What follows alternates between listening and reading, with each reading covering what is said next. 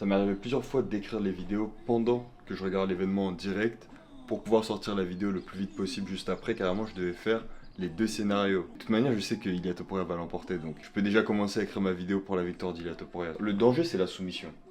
La seule chose que je crains, c'est qu'il se fasse dépasser rapidement par Charles Oliveira et qu'il arrive à l'attraper un peu comme il avait attrapé Dustin Poirier dès le début du troisième round quand ils ont fait leur combat, tu vois. Dobronx essaye de faire ce que j'ai dit qu'il allait essayer de faire, c'est-à-dire de boxer contre Ilia Topuria. Ah, une première tentative de takedown. Par contre, là, il est en train de réussir à faire quelque chose d'assez impressionnant. Il a emmené quand même le combat au sol, mais il se retrouve en dessous, ce qui est pas forcément une mauvaise chose, parce qu'il est très à l'aise sur son dos justement. Oula, ouf, il a failli lui mettre un leg lock. Charles Oliveira, s'il réussit à emmener le combat au sol, qu'il soit sur le dos ou qu'il soit au-dessus, t'es en danger. Ilia Topuria, il est intelligent, il l'a compris, là il vient de se relever. Et il faut qu'il reste. Je t'ai pas dit que Charles Oliveira allait faire cette position, qu'il allait rester par terre comme ça. Je suis quand même rassuré pour le game plan de Charles Oliveira. Il a commencé avec un peu de boxe, et tout de suite il est allé chercher le takedown, ce qui nous dit qu'il va quand même être intelligent, il a compris que c'est sur ça qu'il doit compter. Par contre là, il a déjà pris 5-6 coups assez sévères de la part de Topuria. Il y en a un qui va faire mouche. Et il a jamais réussi à toucher Topuria pour l'instant. Topuria, les gens négligent vraiment sa défense en boxe. Son finish. Oh, KO, terminé! Terminé! J'ai dit quoi? Moussa, de MMA Addict, il a dit tous ceux qui pensent que Charles Oliveira va se faire éteindre par Ilia Topuria, vous fumez, je sais pas quoi, on fume quoi? Voilà ce qu'on fume. C'est trop stupide de commencer par boxer. Comment tu peux boxer contre un mec comme Ilia Topuria? Tu devais foncer dans les jambes comme Khamzat Chimaev, mais je vous ai dit non. Il fait pas ça, Charles Oliveira. Il fonce pas dans les jambes comme Khamzat Chimaev. Il essaye d'abord de construire avec son Muay Thai, de lever un peu, et parfois il va envoyer son takedown. Alors que là, c'était impératif, comme je disais dans la vidéo, qu'il aille au sol directement. C'est trop triste par contre pour Charles Oliveira. La manière dont il est tombé KO, c'est vraiment tragique. Ce qu'Ilia Topuria il est en train de faire aux légendes de l'UFC, c'est criminel. Justin Gaethje qui est déçu. En fait, tous les anciens, ils ont du mal avec le fait que la nouvelle génération détruise l'ancienne. Et je vous ai dit, c'est mon débat préféré, le débat de la nouvelle génération et de l'ancienne génération.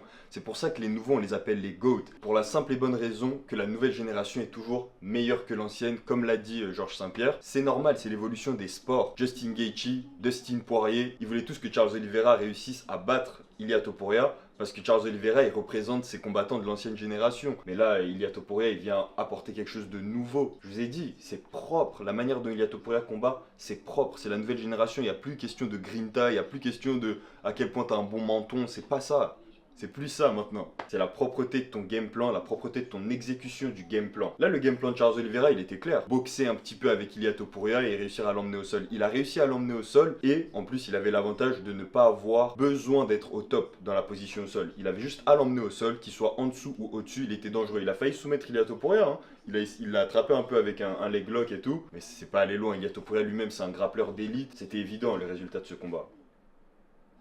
On va faire le facecam rapidement pour rappeler aux gens qu'il y a des bons pronostics quand même. Ilia Topuria va pulvériser Charles Oliveira en observant le combat. On va regarder les commentaires. Bon bah ma RS6 sur Charles, merci BG.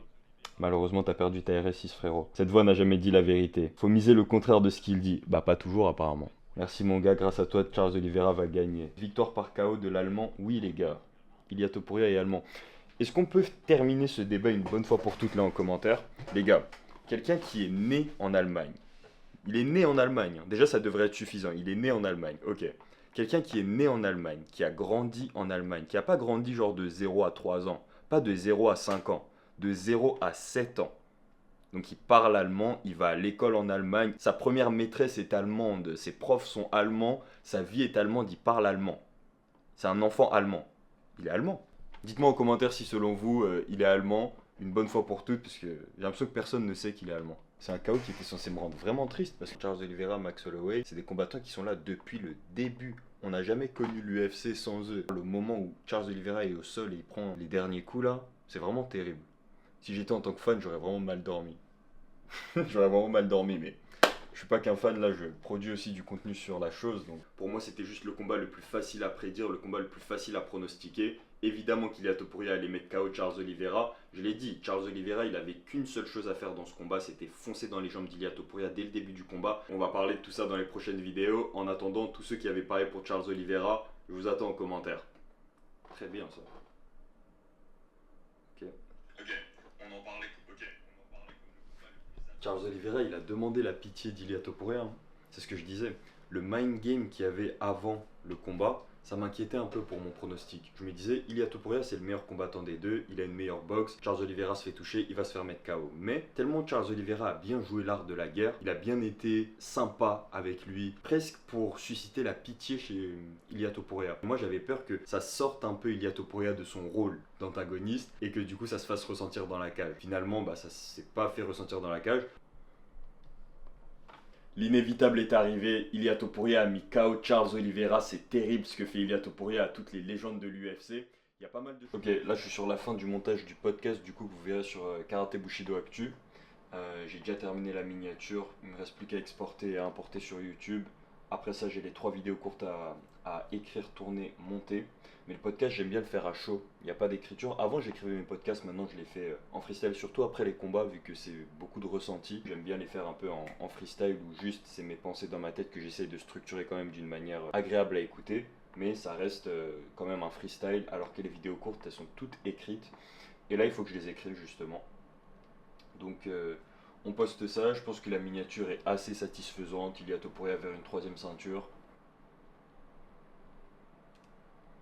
L'action sur laquelle Ilia Topuria a mis KO Charles Oliveira, elle est parfaitement représentative de cette non-compatibilité de ces deux styles. Elle est parfaitement représentative du fait que Charles Oliveira devait absolument tout miser sur la lutte. Et d'ailleurs, il y a des gens du coup qui me répondent, un combat ça commence debout. Évidemment, un combat ça commence debout, c'est pour ça que les strikers sont toujours un petit peu avantagés. Mais il y a des combattants comme Khamzat Chimaev qui misent littéralement tout sur leur lutte. Il y a des combattants comme Jailton Almeida qui envoient juste 2-3 kicks et qui directement te plongent dans les jambes. Et je pense que Ilia Topuria s'est préparé à ça parce que c'était la seule chance de Charles Oliveira. Mais malgré ça, Charles Oliveira n'a pas fait ça. Il a vraiment pris son temps en striking comme s'il avait ses chances face à Ilia Topuria. C'est fou la différence de vitesse dans leur anglaise pendant leurs échanges. Tu peux pas jouer avec un mec qui est meilleur que toi en anglaise.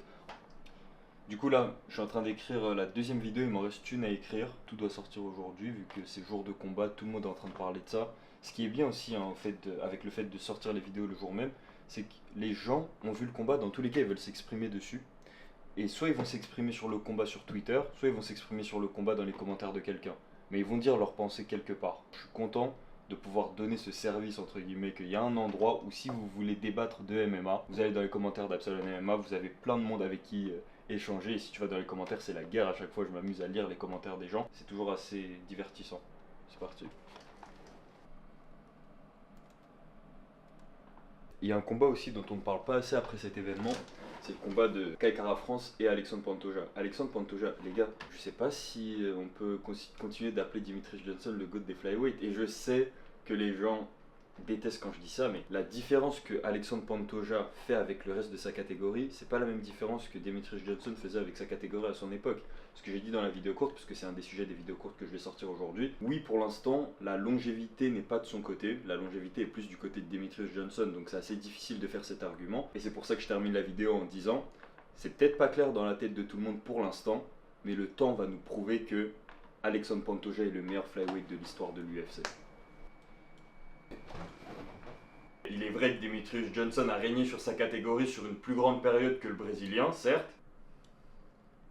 Il me reste plus qu'à poster une dernière vidéo sur Ilia Topuria. C'était une belle journée de création de contenu. Honnêtement, il y a eu pas mal de contenu.